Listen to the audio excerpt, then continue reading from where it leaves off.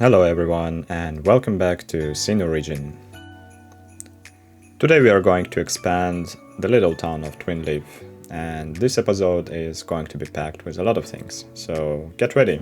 It might be a long one, but it will definitely be worth it because I'm finally going to show you the completed Twinleaf Town along with the nearby Verity Lake, featuring some awesome cinematic shots in the end of this video. So here is what I'm planning to show you today. First, I'll be filling in some empty blocks by adding a community park and other things along the way, and by the end of the video this town is going to be more or less completed. Then I'll be adding this primary school of this town, and it might even serve the next town over too. And I'll also lay out pedestrian tracks to represent typical Pokemon roads, which won't have any cars, just like in the games. And after that I'll be working on Verity Lake, which is the second location you will visit in the game. I'll basically create sort of the park area around the lake, add some upscale houses over there, create some custom parking, and add nearby hotels that will host backpackers and Pokemon trainers that are roaming around this region. And finally we'll finish up by making the town a bit more exciting by activating the nearby volcano. It's going to be a fun addition, and it will add a bit of that classic Japanese vibe where towns are often close to natural features like volcanoes. Hopefully it won't cause any disasters and wipe out the town, so let's get started. And before diving into today's build, I want to thank everyone who watched the last video and left such positive comments. I really appreciate your support, guys, and if you enjoyed this episode too, please also leave a like, subscribe, and hit that notification bell to stay updated on this series. And now I'm going to kick things off with a bit of detailing. I'm adding these trench grades along the main street because just having a plain sidewalk there felt a bit empty. Plus, they add a bit of realism, serving the function of draining water during the rain, which makes the street look more complete. There was also a moment when I came back to refine the look of the central street, but unfortunately that part got lost off camera. You will see the upgraded design in the cinematics at the end though. I decided to redo the islands next to the bus stations a bit. Instead of just them being used as planters for trees and bushes, I wanted them to have more of a purpose. So I added some benches and small planters and just felt like a little bit better use of the space. And yeah, if you guys want to see how it turned out, just scroll to the end of the video and check that out as well. And as for the neighborhoods, I did it just like in the previous episode, placing the houses one by one and upgrading the fences, props and trees just to give it a cleaner look. And it's a bit time consuming by the house to keep the style consistent and makes the area or each area feel more polished. And when it comes to filling in these blocks, I like to add a bit of variety. So instead of just placing houses everywhere, I mix it up by adding walking alleys and creating different little environments.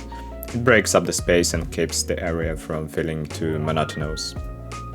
Like here, I started by adding this shop, which might seem a bit too much of commercial space for such a small town, but visually it just makes a difference for me. So I always feel like adding extra shops and activity around the bus stops or major transportation hubs, and it makes the area feel more lively and useful. You'll see me doing this a lot throughout this build, so don't be surprised about that.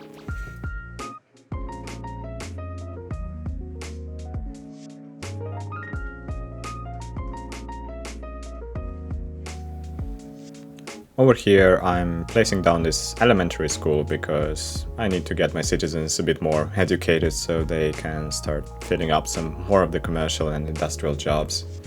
Right now I'm not sure if there is going to be a school in the next town, Sanjam Town, since it might not get fully developed and occupied over here, and so this school might end up serving bus towns, but we'll see how this goes. And before I dive into detailing the school, I want to make this area feel more community-oriented by adding some activities for regular folks. In the Pokemon world, there is kind of divide between Pokemon trainers and the normies who work at regular jobs and don't spend their time running around collecting badges and doing that all Pokemon stuff. So I decided to place a basketball court and small playground over here, along with some farmer stalls and little grilling area. Imagine this is where people of the town like to hang out, catch up with each other, and just enjoy their time together. And for those wondering why I decided to recreate a Pokemon region, it's quite simple. I've been a huge fan of series and games since I was a kid. I started playing with Pokemon Ruby and Sapphire back in Generation 3, and I've played almost every game since. Pokemon has been a big part of my life, just like city building games, which I always enjoyed, and I think it's one of the best adventure games out there. I should mention though that I haven't really watched the Pokemon anime much, and my idea of the world comes purely from the games. That's why the builds might look a bit different from anime locations, but I'm focusing more on the game-inspired layouts and features. And not too long ago, I came across a YouTuber named Jeremy Thunder who started recreating his own version of the Kanto region in City Skylines 1. Kanto is the first Pokemon region from the original games, the real classic, and I started following his series, and if you guys want to check him out, I'll leave a link in the description. He's an amazing detailer and does a great job of capturing the vibe of Japan, and his builds really inspired me, and I thought it would be fun to recreate another Pokemon region, Sinnoh, using City Skylines 2, since it offers new settings and building mechanics. And I started working on this custom map back in August. That's what's kicked off this project, and as of Jeremy, I really hope he gets back to his project soon after his break, and I wish him all the best. And now I'm starting to lay out some of the pedestrian infrastructure of this town, and I'm going to experiment a lot with different styles and types of paths and roads for pedestrians for a couple of reasons. First, I think every city or town should have good pedestrian areas that are safe and separate from the roads full of cars, a place where people can walk around and enjoy themselves without any stress. And second, in the Pokemon games, every road is basically a rural track for pedestrians, so I want to keep that in mind and create paths that reflect that idea. So after finishing up detailing this school, you will see me starting working on this route system around the town. And I'm going to experiment right now, and so let's see if it turns out into something cool.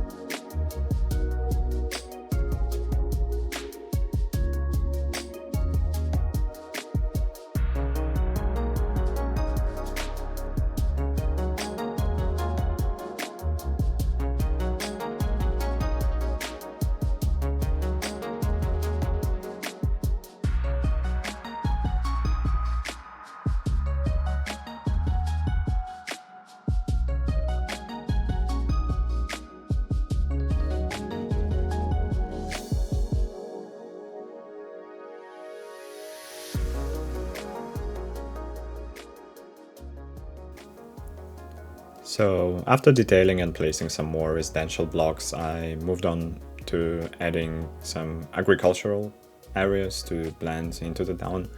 I'm using this agricultural asset pack that lets me place small individual farms with trees and fields around them, which I think works pretty well.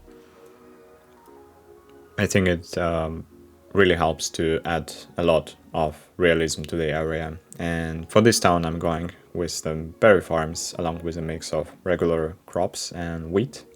And I also tried to recreate a few rice field paddies, which you'll see later, but I'm not making it fully rice focused area since there aren't many assets for that yet. And around the edges of each farm, I like to add trees and bushes to blend them into the environment and just to make this look a little more natural. And so yeah, in general, I'm trying to play around with different shapes and layouts for this town and for these agricultural areas, and later on I'll be using more geometric farm shapes, especially in flatter areas, but here I wanted everything to look a bit messy and less structured, nothing too straight or perfect, and I think it adds up a nice organic feel to the town. Going forward the styles will change, but for this area I think it turned out looking pretty good.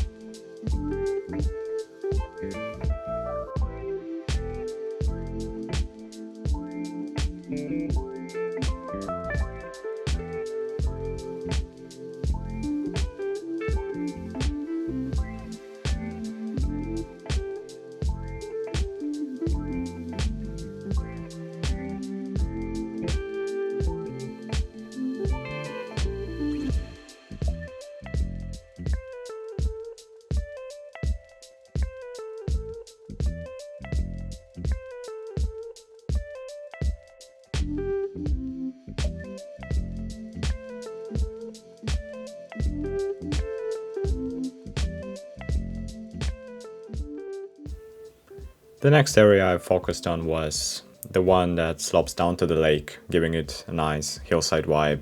It's a perfect spot to add more fields, but I also wanted to extend the network of pathways leading toward the lake and make it look more like a proper open farmland area. I really like the transition from this small industrial area into the fields, and honestly, the line tool has become my best friend at this point.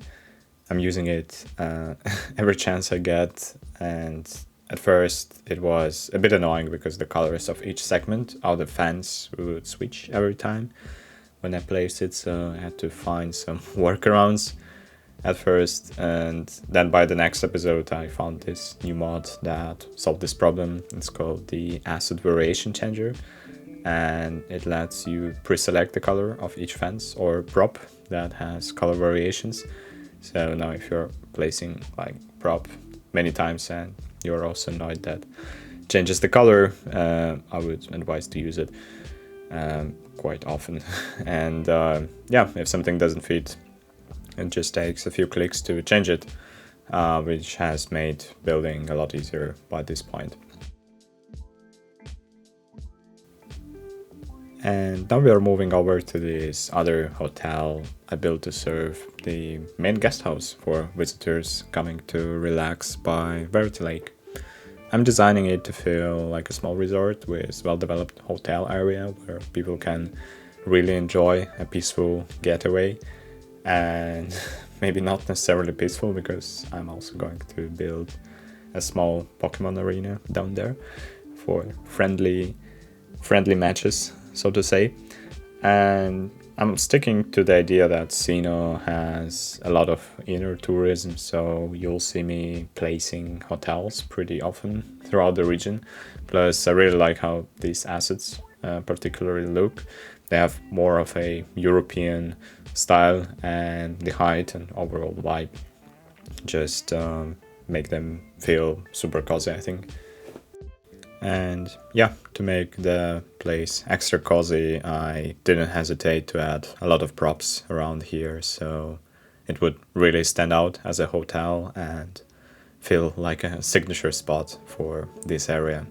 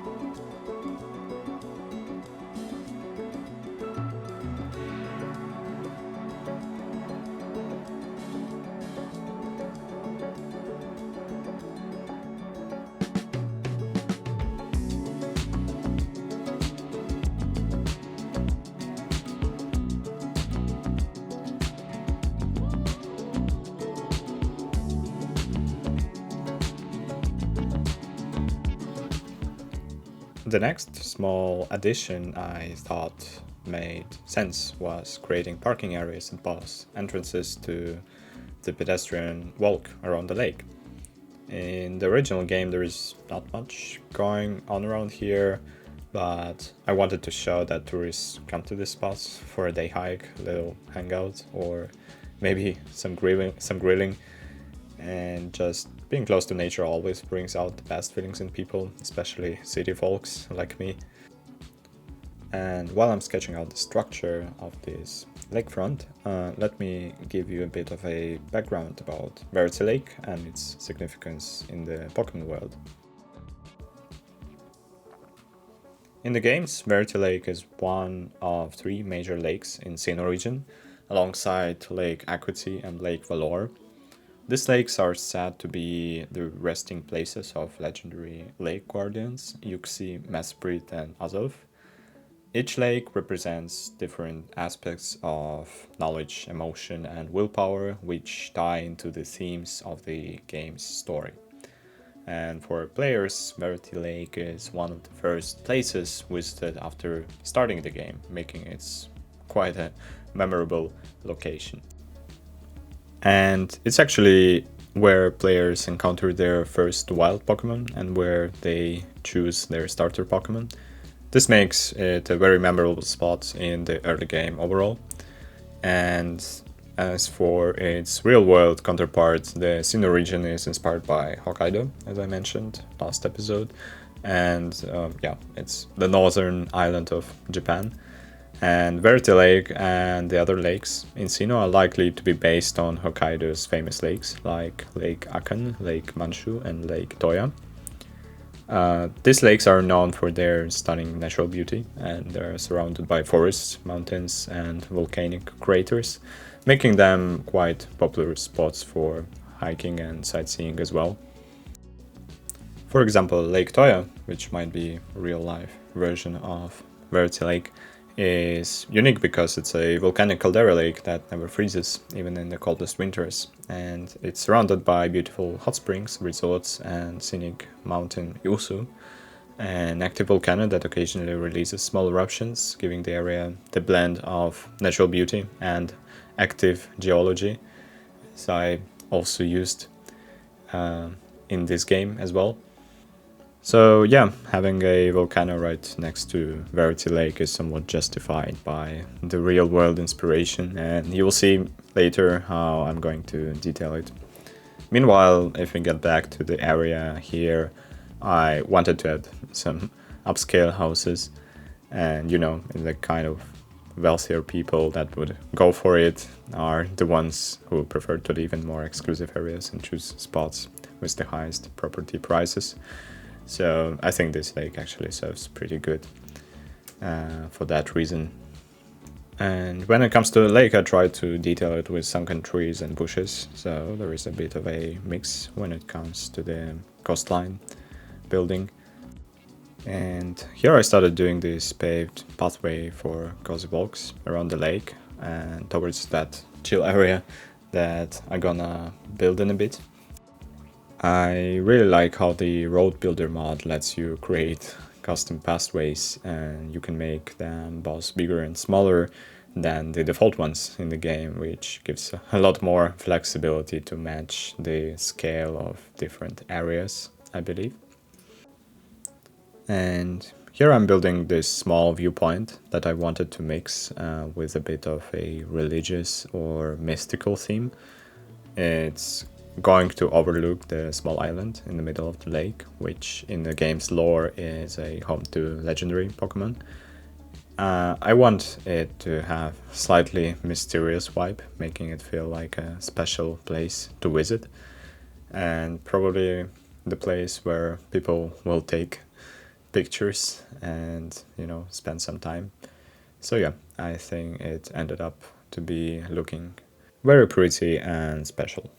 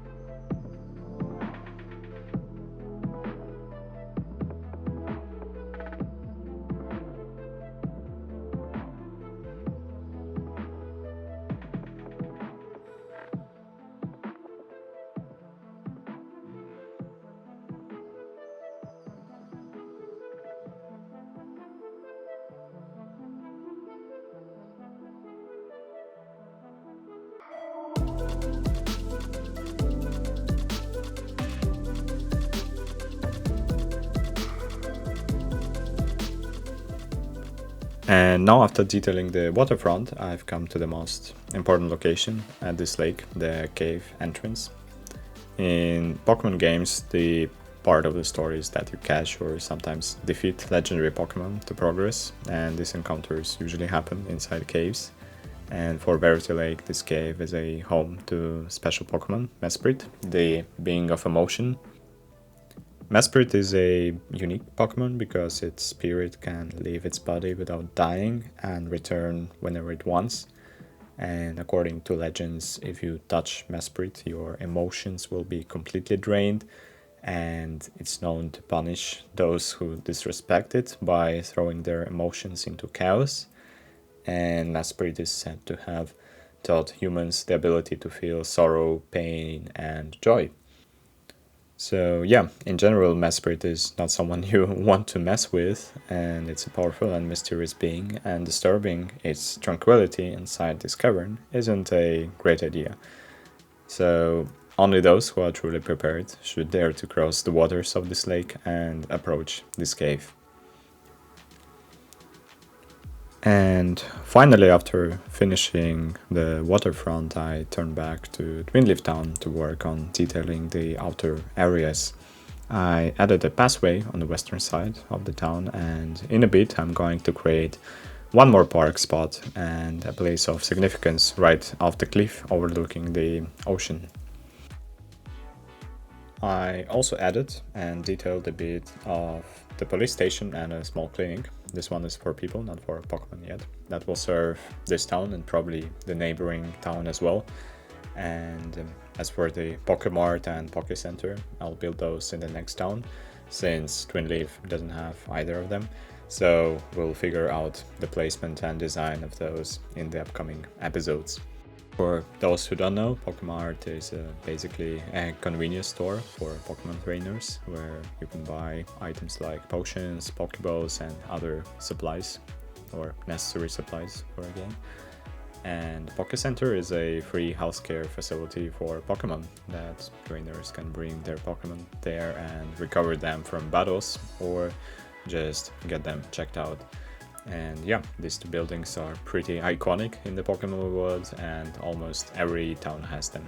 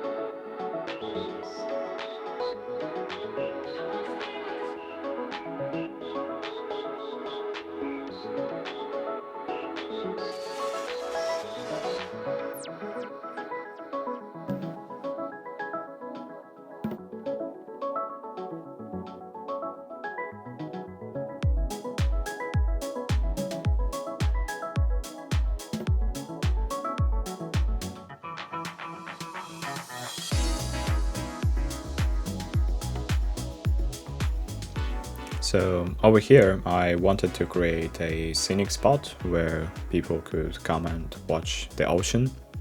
In the original game, there's no access to the sea from Twinleaf Town, but there is a small lake nearby that I haven't added yet. I might include it in the future episodes, but for now, this place will be a small park that I'm calling an Arceus Park in honor of the main god Pokemon in the game's lore.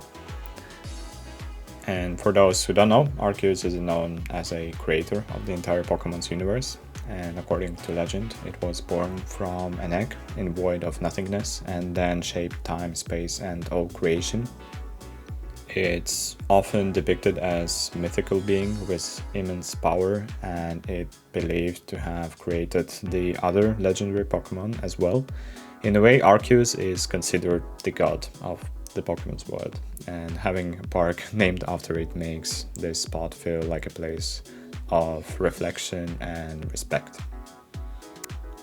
And yeah, there is not much left to do in the Twinleaf Town, and I'm going to just finish up with some final touches to the last undeveloped area, detail the police station along with the clinic, and then we will move on to the final build of this episode, the active volcano.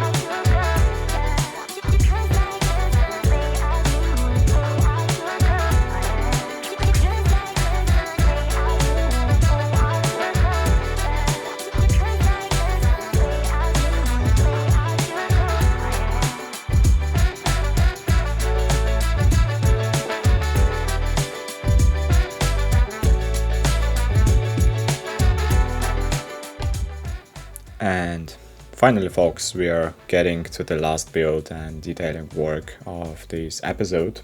I know I've said it before, but I'll say it again. Japan has a lot of active volcanoes, so I wanted to feature at least a few on this island, and I'm not going to detail every one of them, but some of them definitely deserve a bit more attention as this one. I don't know how realistic this will end up looking like, and I went pretty experimental here since I never been to a volcano myself, and I imagine these places look rough and messy with lots of different colors from various geological formations, things like sulfur, minerals, and other volcanic stuff. So I went out using different surfaces and decals, sand, rocks, trash piles, and yeah, it kind of felt like making a messy salad, which in the end ended up looking, I think, a bit nice. So now it's going to terrify these locals a lot, because yeah, living next to the volcano, I believe, is not really much fun. but at least some experience, which I think a lot of people on this planet actually experience in daily lives.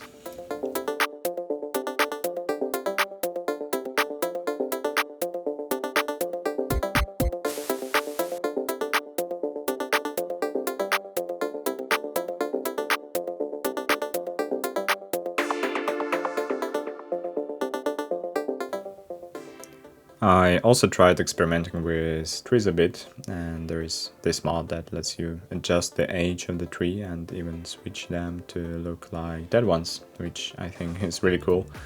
Using that, I'm able to create more variety, and it's going to give this area even more atmospheric and eerie feel. And lastly, to get some smoke effects, I hid a chimneys underground. It was a no-brainer, and it does look a bit over the top from certain angles, but at the same time active volcanoes are always reminding you that they're there, with loud noises and smoke coming out of it. So I think this effect adds that extra layer of intensity and makes it look pretty terrifying.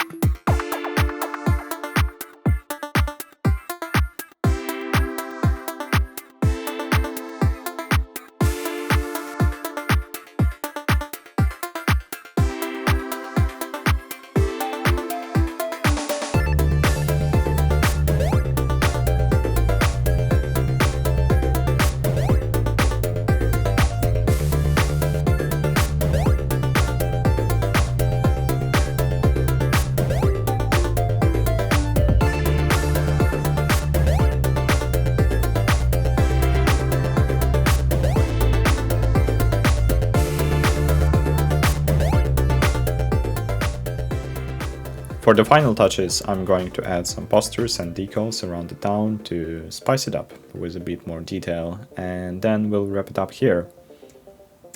I hope you guys enjoyed this one, really, and in the next episode we'll start building Sanjem Town, which is the second town in the game and features a nice beach area. And if you like this episode, please leave a like and comment, because any engagement really helps this project keep going. And yeah, thank you guys a lot. I'll see you in the next one, and as promised, I've prepared some cinematics for you to enjoy and get a closer look for what we've built so far.